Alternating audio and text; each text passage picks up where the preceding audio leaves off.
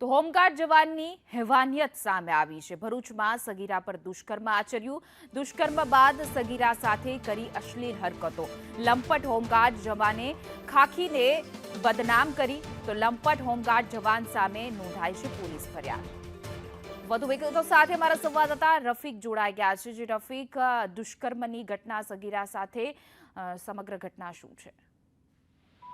જી હિના, વાત કરીએ તો ભરૂચના સી ડિવિઝનમાં ફરજ બજાવતો હેમંત સુરેશ રાણા નામનો હોમગાર્ડ જવાન, જેને સગીરાને શિકાર બનાવી હતી અને ત્યારબાદ એની સાથે અવારનવાર દુષ્કર્મ આચર્યો અને છેડતી પણ કરી હતી।